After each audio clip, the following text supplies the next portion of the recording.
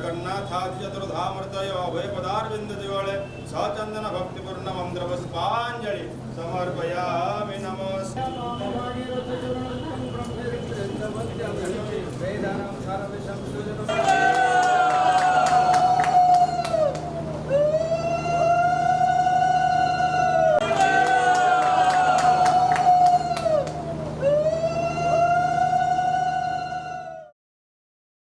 सभी मान्यवरों को नमस्कार, सभी समाज बांधवों को नमस्कार।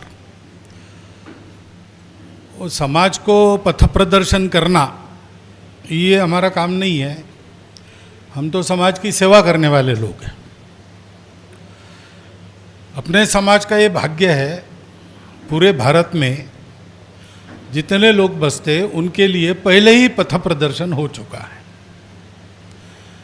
जीवन क्यों जीना और कैसे जीना,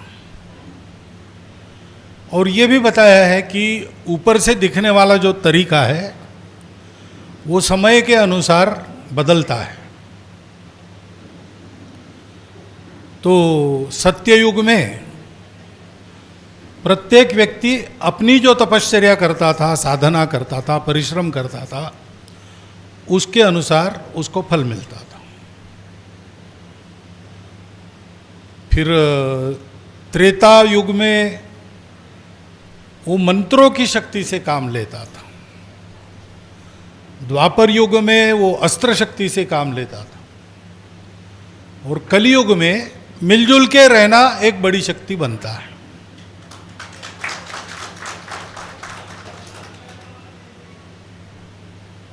और मिलजुल के क्यों रहना? इसलिए नहीं रहना कि बाहर से कोई खतरा है। परिस्थितियां तो रहती है, कभी खतरे आते हैं, कभी नहीं आते हैं, ये चलते रहता है। लेकिन हम सब लोग अंदर से जुड़े हैं, सब में एक ही तत्व है और वही रहता है, बाकी सब बदलते रहता है। इसलिए हमारे यहाँ ये जीवन जीने के जो तरीके हैं उसके शंकराचार्य जी महाराज ने 4 केंद्र बनाए। वहाँ की उपासना वगैरह पहले से चलती थी, वो शंकराचार्य महाराज ने नहीं शुरू की, वो तो प्राचीन है। तो बद्री में ज्ञान मार्ग की उपासना होती है,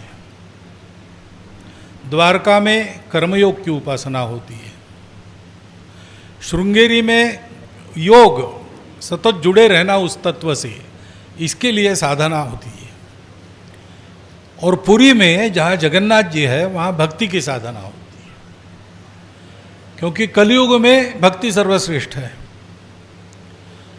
और इसलिए ऐसा कहते हैं कि कलयुग में ईश्वर की शक्ति का जगन्नाथपुरी में निवास है।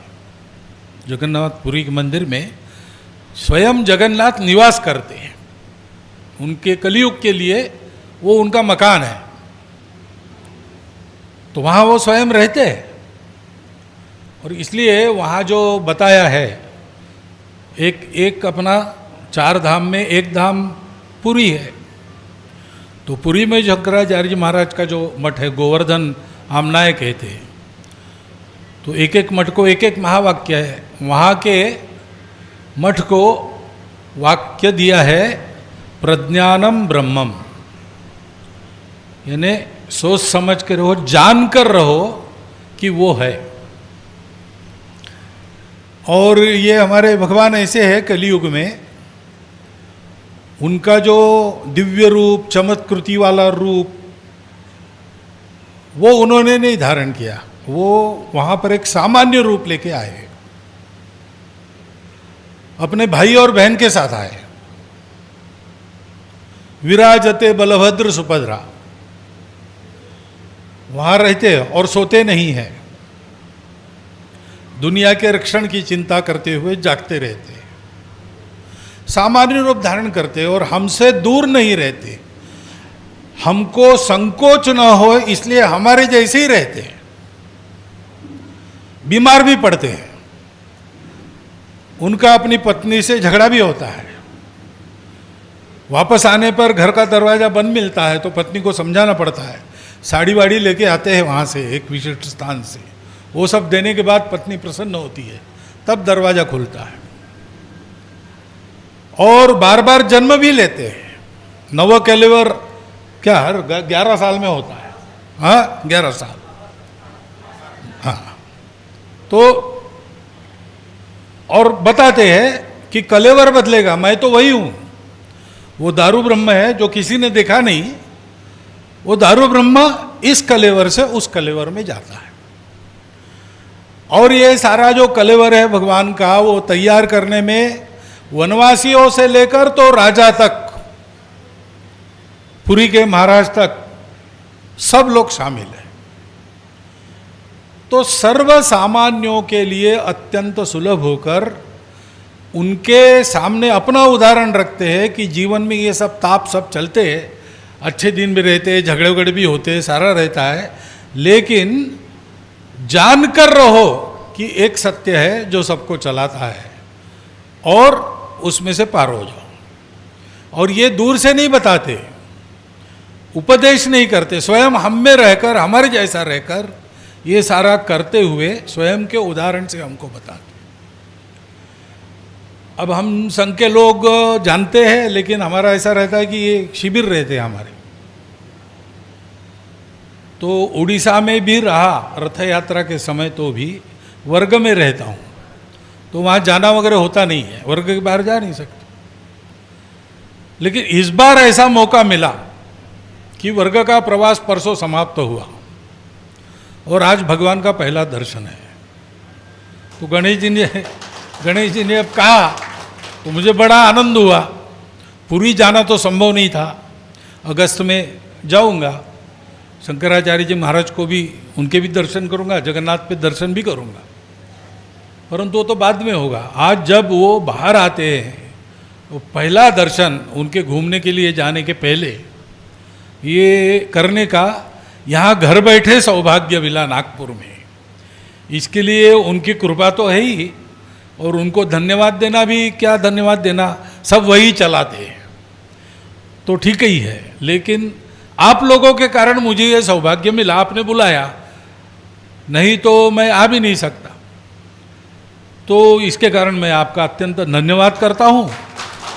यहाँ आकर दर्शन हुआ, आरती हुई, प्रसाद का लाभ हुआ, और आपके द्वारा बड़ा आत्मीयतापूर्वक और संभावना हुई। इन सब के लिए आपका मैं धन्यवाद करता हूँ। बस इतना एक हम सब लोगों को ध्यान में रखना है कि अभी जगन्नाथ जी की कृपा से भारत के भाग्य का रथ हम लोग खींच रहे, हम सब लोग, भारत के सब लोग, और वो आगे जा रहा है। लेकिन अब आगे जा रहा है तो आसुरी शक्ति आ रही थी, उनको अच्छा नहीं लगता, तो तरह तरह के विषय निकालकर वो आपस में झगड़ा लगाते हैं। क्योंकि कलियुग में मिलजुल कर रहना सबसे श्रेष्ठ शक्ति है। हम सब भारत के लोग जब तक मिलजुल कर रहेंगे, दुनिया में कोई ताकत नहीं ऐसी जो हमको परास्त कर सकती है। और इसलिए उनका प्रयास है कि इनको तोड़ो, आप अलग हो बताओ, आप ये नहीं हो वो नहीं हो बताओ, अरे आपको ये नहीं मिल रहा है वो नहीं मिल रहा है बताओ। ऐसा सब कुछ करके अपने स्वार्थ को साधने के लिए समाज को तोड़ने की कोशिशें देश के बाहर से हो रही है। अन्य देश जो भारत का उत्थान नहीं चाहते, ऐसे लोग प्रयास करते रहते हैं, और हमारे अज्ञान के कारण या स्वार्थ भेद के कारण दुर्भाग्य से उनको कुछ लोग अंदर भी मिल जाते हैं। तो इनसे सावधान रहकर हमको आगे बढ़ना है। जगन्नाथ का स्मरण मन में रखना, जगन्नाथ जनार्दन जो सबके सब जनों में बसता है, उसकी सेवा करते रहना, और मिलजुल कर चलने का जो प्रचलन है वो स्वयं में रखना, लोगों में प्रचलित करना। ये हम करते रहेंगे तो अपना देश भी आगे जाएगा। जगन्नाथ की कृपा से कलयुग का जो विषम रास्ता है वो हमारे लिए सुलभ होगा, और दुनिया में भी अपना देश और उसके कारण हम सब समाज के लोग कीर्ति लाभ करेंगे, सुख लाभ करेंगे, दुनिया को भी हम सुखी बनाएंगे। ऐसी हमारी शक्ति बनेगी। तो इतनी एक आपको पता है ही, मैंने केवल स्मरण दिलाया आज के दिन। तो इतना एक आपको, क्योंकि आपने भाषण करने को कहा, तो कुछ तो बोलना चाहिए, इसलिए बोला हूँ।